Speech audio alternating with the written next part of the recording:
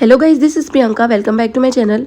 सो guys, Chhattisgarh महिला बाल विकास के द्वारा जो रिक्रूटमेंट आया है उसमें बहुत ही बड़े बदलाव, बहुत ही बड़े चेंजेस आए हैं। तो आज हम इस वीडियो में इसी के बारे में जानेंगे कि महिला बाल विकास में क्या क्या परिवर्तन हुए हैं। तो महिला बाल विकास में क्वालिफिकेशन, एज से लेकर सिलेबस तक, यहाँ तक कि मार्क्स और टोटल जो टाइम है, जो परीक्षा का टाइम है, जैसे पहले 3 घंटा था उसमें भी अब चेंजेस आए हैं। उसके मार्क्स जो पहले 200 मार्क्स के होने के थे अब जो 100 मार्क्स के होने के हैं। तो आइए हम पूरे डिटेल से इसको जानते हैं कि कितने नंबर के पेपर होगा और कहाँ से कितने मार्क्स के क्वेश्चन आएंगे। तो इस वीडियो में आगे पढ़ने से पहले make sure to subscribe my channel and press the bell icon. तो चलिए वीडियो स्टार्ट करते हैं। सो गाइस, संचालनालय महिला एवं बाल विकास विभाग इंद्रावती भवन अटल नगर द्वारा एक नया प्रेस रिलीज जारी किया है, जिसमें यहाँ पे पर्यवेक्षकों की रिक्त पदों एवं संक्षिप्त विज्ञापन था, जिसमें 220 40 पदों 40 पदों की संख्या थी। लेकिन अब इसमें बड़ा बदलाव हो गया। तो आइए हम देखते हैं इस बदलाव। संचालनालय महिला एवं बाल विकास विभाग इंद्रावती भवन अटल नगर जिला रायपुर पर्यवेक्षकों के रिक्त पदों पर खुली सीधी भर्ती, परिसीमित भर्ती, सीधी भर्ती द्वारा नियुक्ति हेतु विज्ञापन। तो ये क्या है,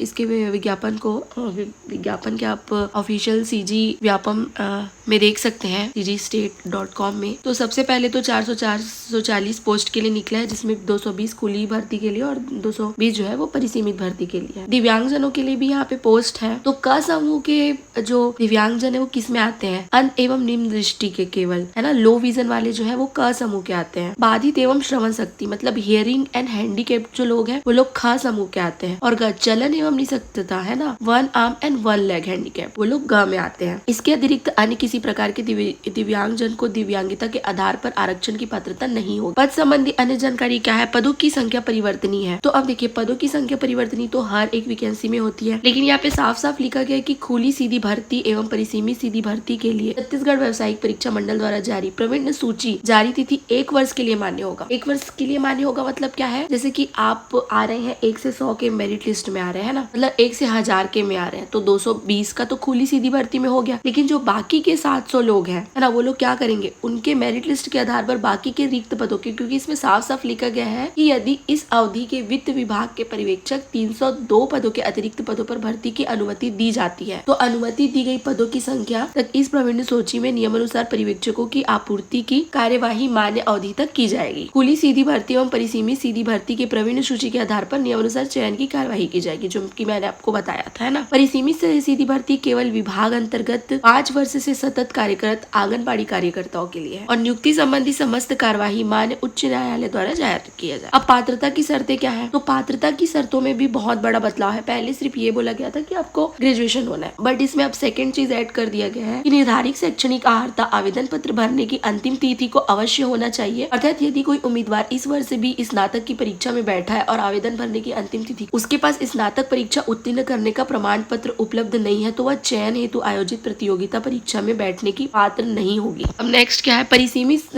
सीधी भर्ती के अभ्यर्थी आंगनबाड़ी कार्यकर्ता के लिए शैक्षणिक एवं अनुभव संबंधी अर्हता है, तो उनके लिए भी है, ठीक है। 10+2 चाहिए उनको, 12वीं कक्षा उत्तीर्ण, हायर सेकेंडरी परीक्षा उत्तीर्ण चाहिए। निर्धारित शैक्षणिक अर्हता आवेदन पत्र भरने की अंतिम दिनांक को अवश्य होना चाहिए। अब उसमें क्या है? 1 जनवरी 2023 को आंगनबाड़ी कार्यकर्ताओं के पद पर न्यूनतम 5 वर्ष तक होना चाहिए, मतलब वो लोगों के पास 12th की डिग्री भी होनी चाहिए और न्यूनतम 5 वर्ष तो होना ही चाहिए। 1 जनवरी 2000 विभाग अंतर्गत संचालित आंगनबाड़ी केंद्र ओरछा परियोजना सहित में ऐसे आंगनबाड़ी कार्यकर्ता जिन्होंने 1 जनवरी 2030 को 5 वर्ष की सेवा पूर्ण कर ली हो और खुली सीधी भर्ती संबंधी शैक्षणिक अर्हता एवं आयु इत्यादि संबंधी मापदंड को पूरा करती हो, खुली सीधी भर्ती परीक्षा तथा परिसीमित सीधी भर्ती परीक्षा दोनों के लिए पात्र होंगी। मतलब यहाँ पे वो दोनों के लिए पात्र होगी। किंतु जो आंगनबाड़ी कार्यकर्ता 1 जनवरी 2023 को 5 वर्ष की सेवा पूर्ण नहीं करती है किंतु खुली सीधी भर्ती संबंधी शैक्षणिक अर्हता एवं आयु संबंध मापदंड को पूरा करती है, वो केवल खुली भर्ती के लिए पात्र होगी। मतलब आपको 5 साल करना अनिवार्य है, इसमें आपको कोई छूट नहीं मिल रहा है। आयु सीमा क्या है? खुली सीधी भर्ती उम्मीदवारों के लिए न्यूनतम आयु सीमा 21 वर्ष से अधिकतम 40 वर्ष है। छत्तीसगढ़ शासन के होना चाहिए,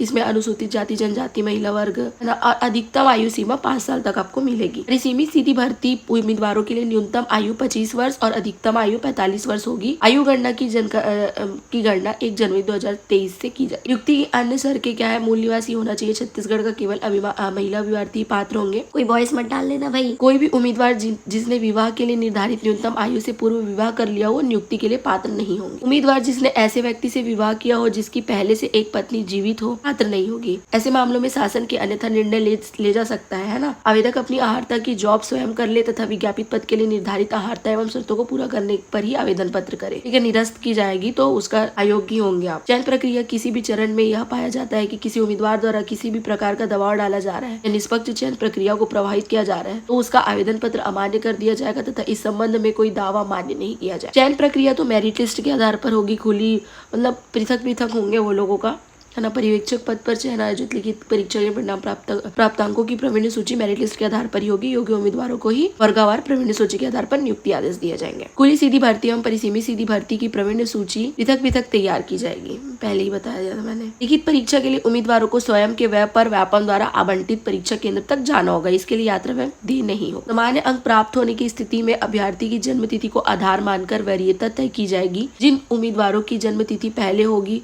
उन्हें वरीयता प्रदान की जाएगी।